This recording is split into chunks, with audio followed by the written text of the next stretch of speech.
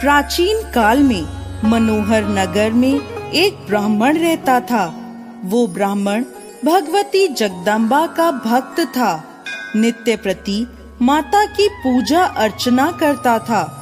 उस ब्राह्मण की अति संस्कारवान तथा सुंदर सुमति नाम की कन्या थी।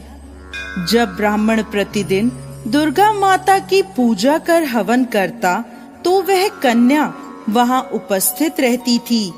एक दिन वह कन्या अपनी सहेलियों के साथ खेलती हुई पूजा में उपस्थित होना भूल गई।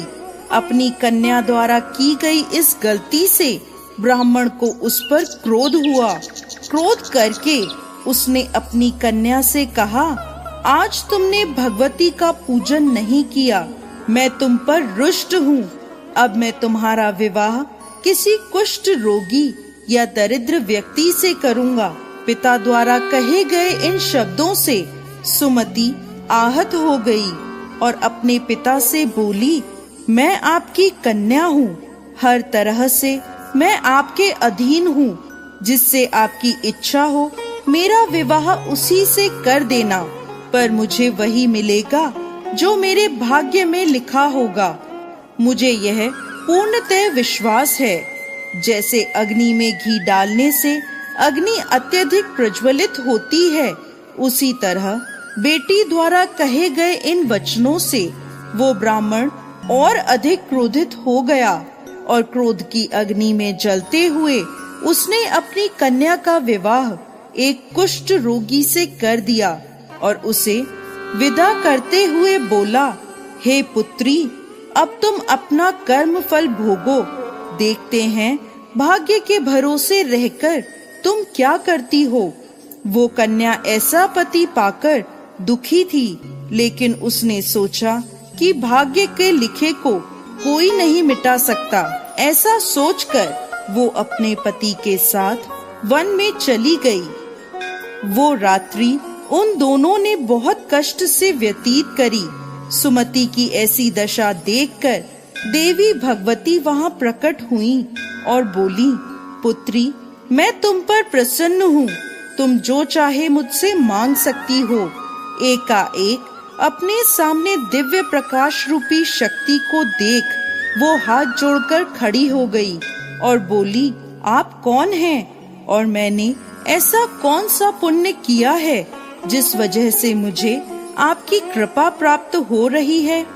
उसके यह वचन सुन माँ ने उसे कहा, मैं आदि शक्ति भगवती जगदम्बा हूँ। मैं तुझ पर तेरे पूर्व जन्म के पुण्य के प्रभाव से प्रसन्न हूँ।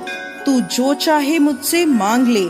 कन्या ने हाथ जोड़कर माता से पूछा, माँ, मैं पूर्व जन्म में कौन थी और मैंने ऐसा क्या किया जो आपकी कृपा मुझे प्राप्त हुई। माता रानी बोली, सुनो, पूर्व जन्म में तुम एक निषाद अर्थात भील की स्त्री थी। तुम अति पतिव्रता और मुझ में आस्था रखने वाली थी। एक दिन परिस्थितियों के वशीभूत होकर तुम्हारे पति ने चोरी करी। चोरी करने से राजा के सैनिक उसके साथ साथ तुम्हें भी ले गए और ले जाकर कारागृह में डाल दिया। वहां तुम दोनों 9 दिनों तक रहे। वहां ना तुमने भोजन किया ना जल ग्रहण किया। वो समय मेरे नवरात्रों का था और तुम पूरे 9 दिनों तक मेरी आराधना करती रही। कुछ भी ना खाने पीने के कारण तुम्हारे द्वारा मेरा व्रत हो गया। उस समय तुमसे जो व्रत हुआ उसके प्रभाव से प्रसन्न होकर मैं तुम्हें मनवांछित फल प्राप्त करने का आशीर्वाद देती हूँ। तुम्हारी जो इच्छा हो मांग लो। वह कन्या बोली, आप मुझ पर प्रसन्न हो तो मेरे पति को कोढ़ मुक्त करो। ऐसा सुनकर माता बोली, तथास्तु। तब उसके पति का शरीर भगवती की कृपा से कुष्ठ रोग से रहित होकर अति कांतिवान हो गया। अपने पति की मनोहर काया देखकर वो माँ भगवती की स्तुति करने लगी। हे माँ, आपने मेरा उद्धार किया है। आपको मेरा बारंबार प्रणाम है।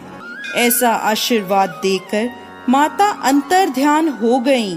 दोस्तों, जो भी मनुष्य इस व्रत को भक्ति पूर्वक करता है वो इस लोक के सुखों को भोग कर अंत में मोक्ष को प्राप्त करता है। जय माँ दुर्गा।